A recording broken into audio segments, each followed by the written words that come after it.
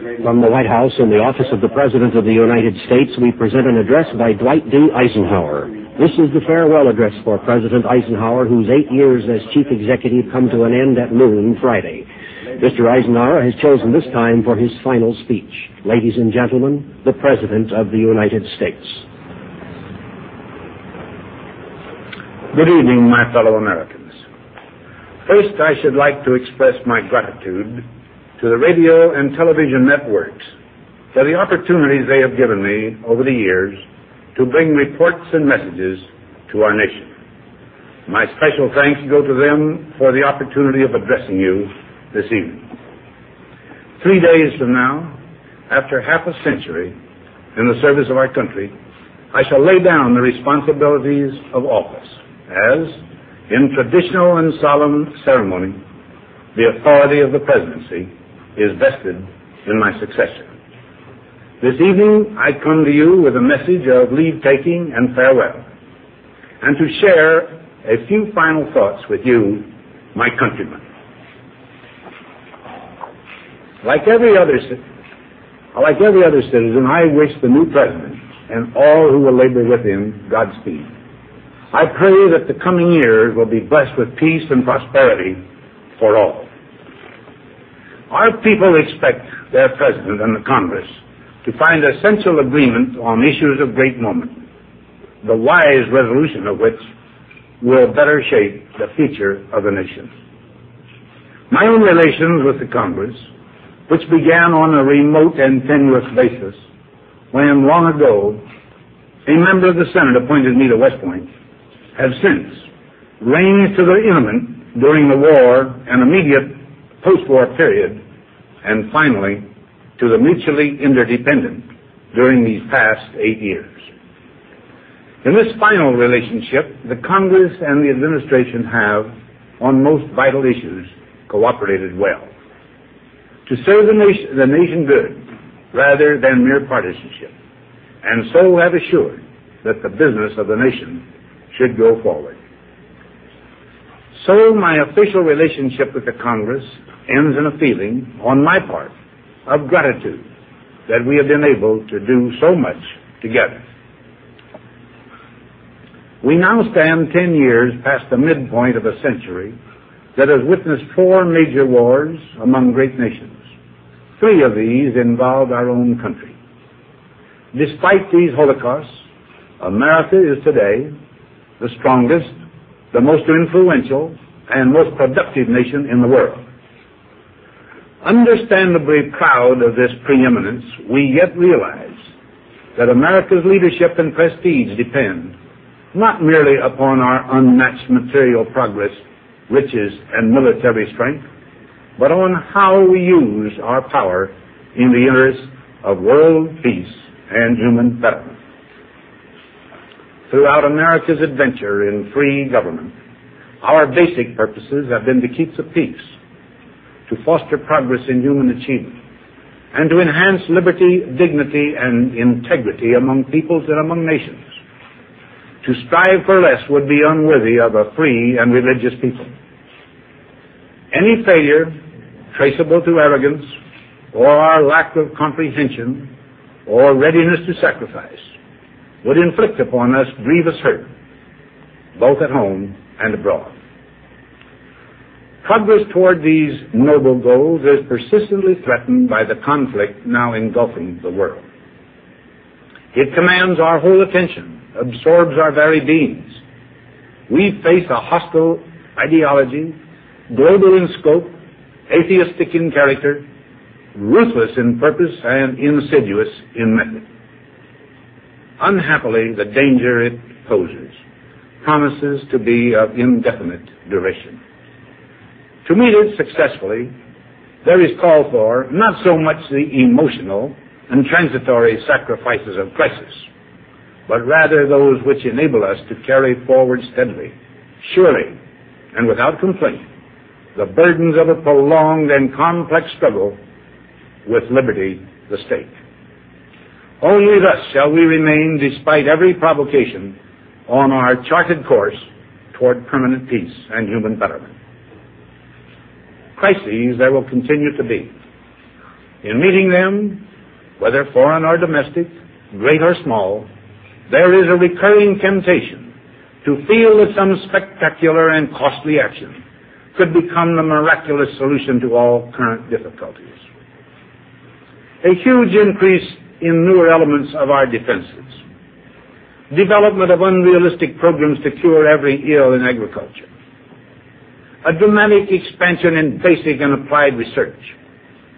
These and many other possibilities, each possibly promising in itself, may be suggested as the only way to the road we wish to travel.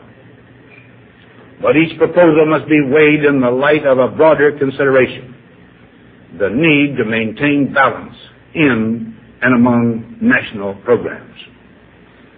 Balance between the private and the public economy. Balance between the cost and hoped-for advantages. Balance between the clearly necessary and the comfortably desirable. Balance between our essential requirements as a nation and the duties imposed by the nation upon the individual. Balance between actions of the moment and the national welfare of the future. Good judgment seeks balance in progress. Lack of it eventually finds imbalance and frustration.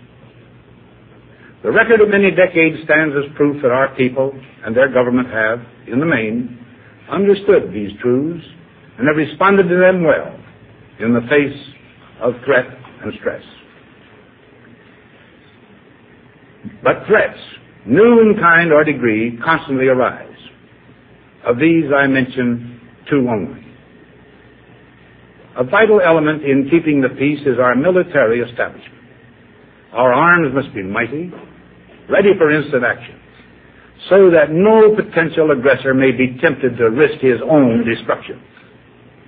Our military organization today bears little relation to that known of any of my predecessors in peacetime, or indeed by the fighting men of World War II or Korea.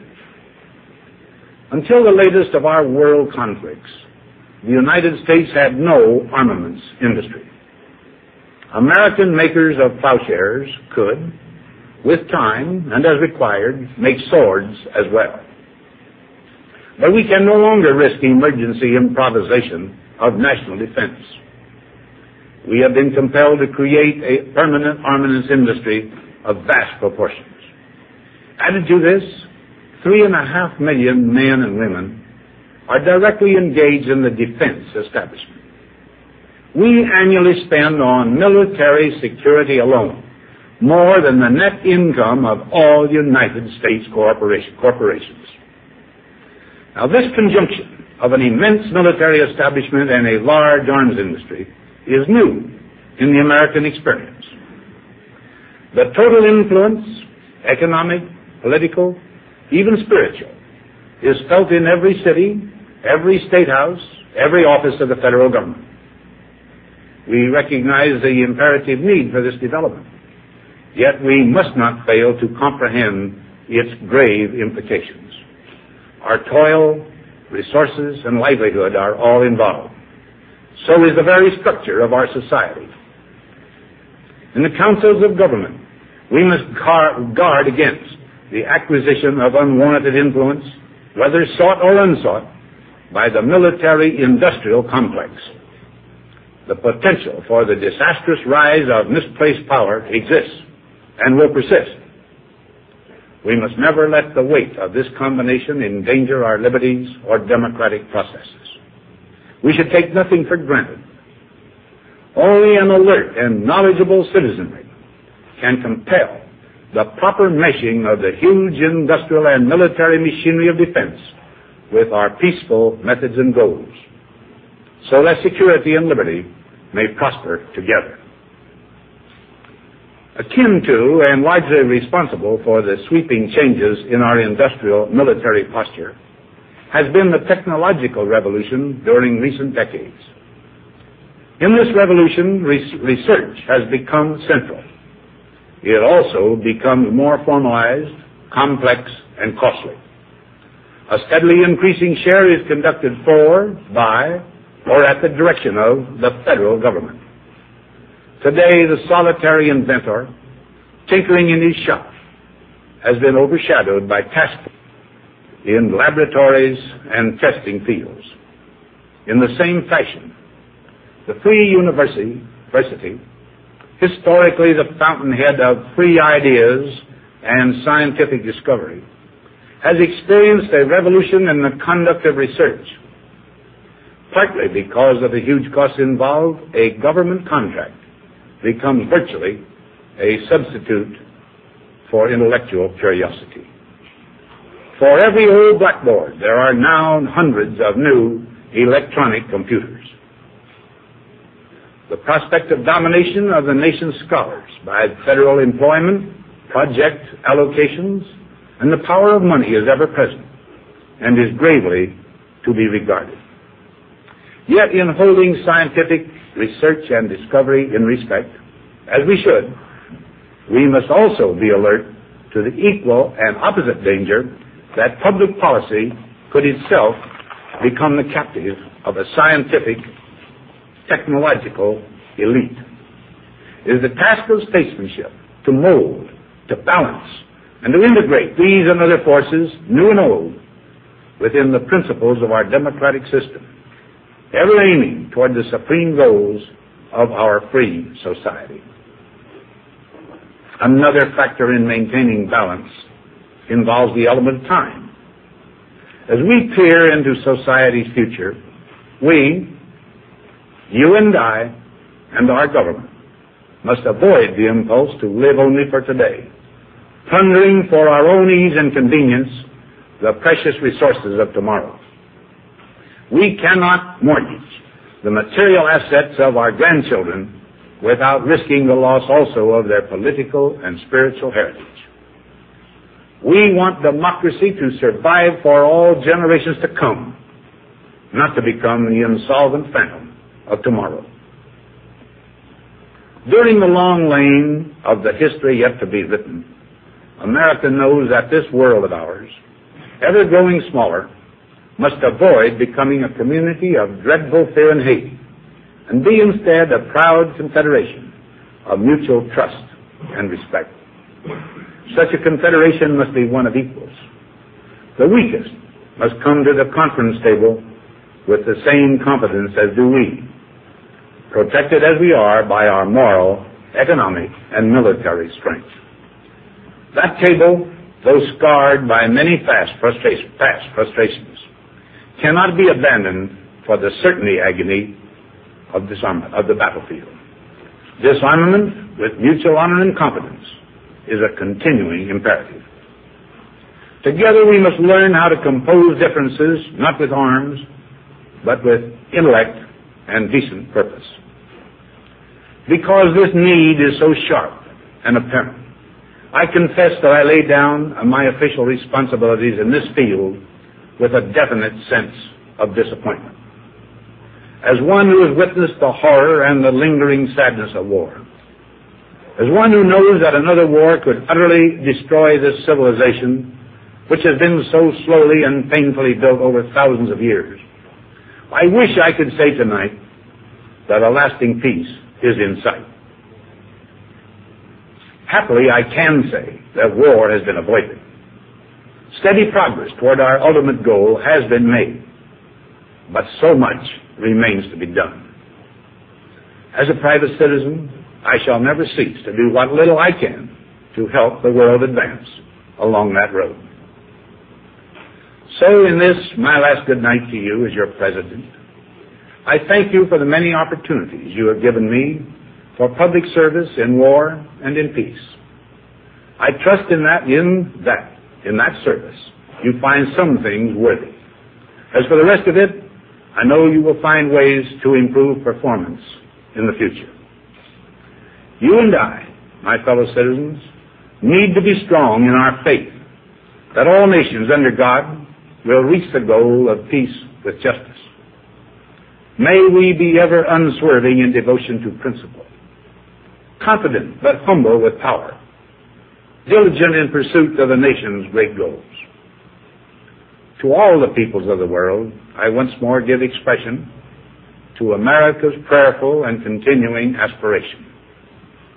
We pray that peoples of all faiths, all races, all nations may have their great human needs satisfied, that those now denied opportunity shall come to enjoy it to the full, that all who yearn for freedom may experience its spiritual blessings. Those who have freedom will understand also its heavy responsibility, that all who are insensitive to the needs of others will learn charity, and that the scourges of poverty, disease, and ignorance will be made disappear from the earth, and that in the goodness of time, all peoples will come to live together in a peace guaranteed by the binding force of mutual respect and love.